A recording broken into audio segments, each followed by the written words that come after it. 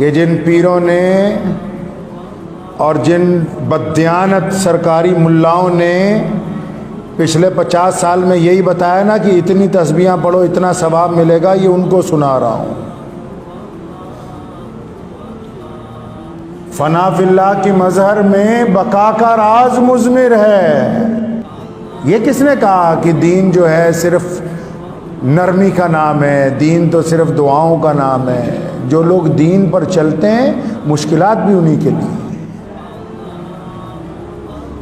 دعوتوں کے ساتھ نہیں آیا جو قورمہ بریانی کی آج کل ہوتی ہیں،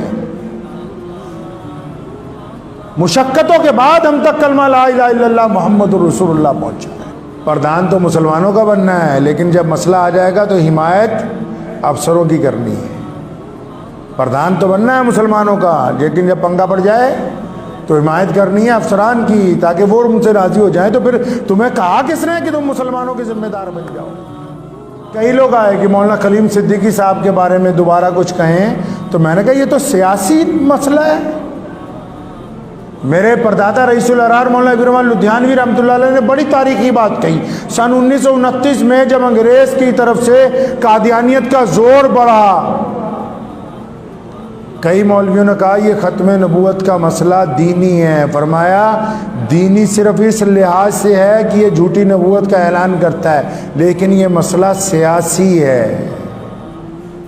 سیاسی کیوں ہے جی؟ کیونکہ انگریز مرزا غلام قادیانی کو پروجیکٹ کر کے یہ چاہتا ہے کہ مسلمان دیش کی آزادی سے پیچھے ہٹ جائیں، ہمیں زیادہ دیر تک اس ملک میں راج کرنے کا موقع ملے۔ فرمایا جب تک اس کو سیاسی طاقت سے جواب نہیں دیں گے مسئلہ حل نہیں ہوگا۔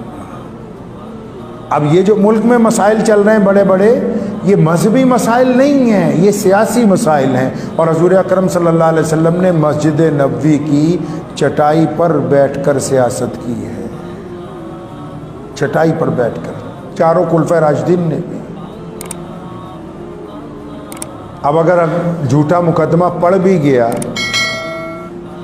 اب سرکار کو تو پتہ ہے کہ بھئی انہوں نے ایک ہی کام کرنا ہے، وکیل کروا کے دینا۔ کئیوں کو میری یہ بات چبھ جاتی ہے کہ جی بڑے مولویوں کے خلاف نہ بولو۔ میں اس لیے کہہ رہا ہوں کہ بھائی اگر کسی کو قوم نے بڑا بنایا، کس لیے بنایا؟ گھر میں باورچی خانے میں جس کی ڈیوٹی ہے کھانا بنانے کی نا، شام کو نہیں پہنچیں گے تو ناراض نہیں ہوں گے آپ؟ گھر میں مرد کی ڈیوٹی دولت کما کے لانے کی ہے، وہ خالی ہاتھ آئے گا، آپ ناراض نہیں ہوں گے؟ مدرسے میں مدرس کی ڈیوٹی تعلیم دینے کی ہے، وہ نہیں پڑھائے گا تو آپ ناراض نہیں ہوں گے؟ امام کی ذمہ داری وقت پہ نماز ادا کرنے کی، وہ نماز نہیں پڑھائے گا تو آپ کیا ناراض نہیں ہوتے؟ پولیس کا کام لا اینڈ آرڈر کو مینٹین کرنا ہے، وہ نہیں کرتے تو کیا آپ حکومت سے ناراض نہیں ہوتے؟ اگر ہر آدمی اپنی ذمہ داری ادا کر رہا ہے تو یہ جن کو بڑے مولوی بنایا کیا صرف جلسوں میں ان کو جبے پہنا کے مسافر کرنے کے لیے بنایا؟ ان کو ہمارا تماشا دیکھنے کے لیے بنایا؟ اس لیے کروڑ روپے کی گاڑیاں خرید کے دی ہیں ان کو کہ جب ہم پر مصیبت آئے تو تم چپ ہو کے بیٹھ جانا اپنے گھر میں؟ اس لیے بنایا ہے کیا؟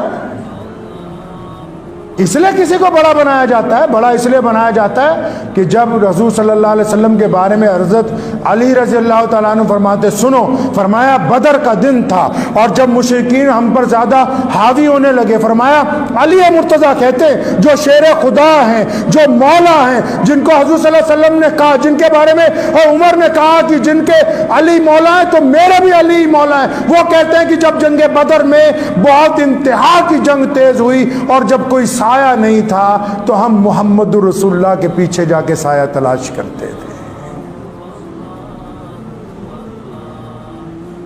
تو کس لیے بنایا؟ کسی کو بڑا کس لیے بنایا؟ گھر میں باپ کیوں ہوا؟ تاکہ بچے اس کے سائے میں پلیں گے، ہے جی؟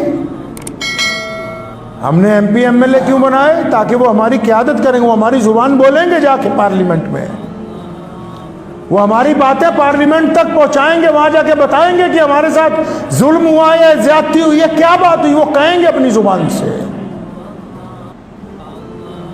یہ جو بار بار جاتے ہیں لاکھوں لوگوں کو لے کے جلسے کرنے کے لیے دلی کے میدان کے اندر، بس صرف اس لیے کہ آپ پگڑیاں باندھیں اور بندھوائیں، مٹھائی کھائیں اور کھلائیں اور عید ملن کے پروگرام کریں اور کروائیں، یہ اس کام کے لیے آپ کو بڑا بنایا ہم نے؟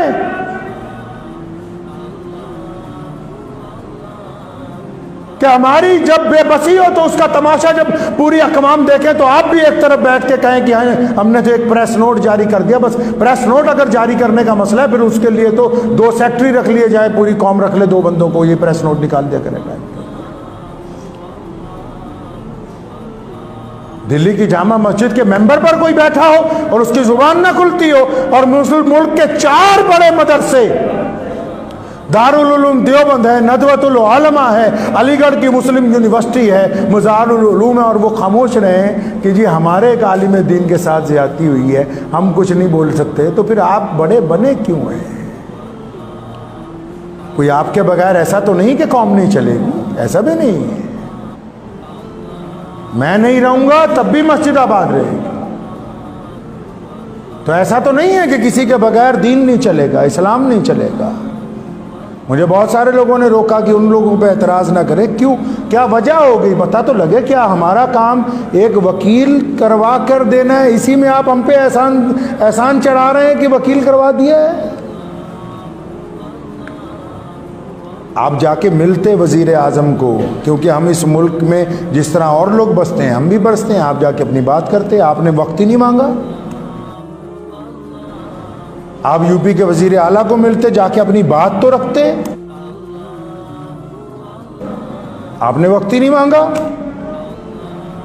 آپ پارلیمنٹ کی سب کمیٹیوں کے ساتھ ملاقات کرتے، ان کو بتاتے کہ یہ جو مقدمہ درج ہوا مولانا پر، جھوٹا مقدمہ درج ہو گیا، آپ گئے ہی نہیں اٹھ کے. آپ پریس کلب آف انڈیا تک نہیں گئے، جا کے ان ثبوتوں کو پیش کرتے کہ جناب یہ دیکھیے یہ زیادتی ہو گئی ہے، اس زیادتی کو رد کر دینا چاہیے. مسلمانوں کو بڑی تکلیف پہنچی ہے، مسلمانوں کے ساتھ ساتھ پورے دیش میں جو انصاف پسند لوگ ہیں ان کو تکلیف پہنچی ہے. آپ خاموش رہے. تو کہیں نہ کہیں یہ ضروری نہیں ہے کہ جو لوگ سیاسی طور پر ہمارے مخالف ہیں صرف انہی کا قصور ہے، ان کا قصور نہیں ہے. قصور ہمارا بھی ہے. جن لوگوں کو ہم نے اپنا قائد بنایا ہے، جن کو ہم نے اپنا لیڈر بنایا، جن کے ہاتھ میں ہم نے اپنی تقدیر کی رسی پکڑا دی، تو انہوں نے ہمیں ہی نظر انداز کر دیا. کسی نے کہا نا وقت بھی ہو گیا ہے کہ تو ادھر ادھر کی نہ بات کر، یہ بتا کہ قافلہ کیوں لٹا. کسی نے اپنے قائد سے کہا، لیڈر سے، کہ تو ادھر ادھر کی نہ بات کر، یہ بتا کہ قافلہ کیوں لٹا. مجھے راہزنوں سے گلا نہیں، تیری رہبری کا سوال. دعا کیجیے اللہ مجھے اور آپ کو اس پہ عمل کی توفیق عطا فرمائے. وآخر دعوانا الحمدللہ رب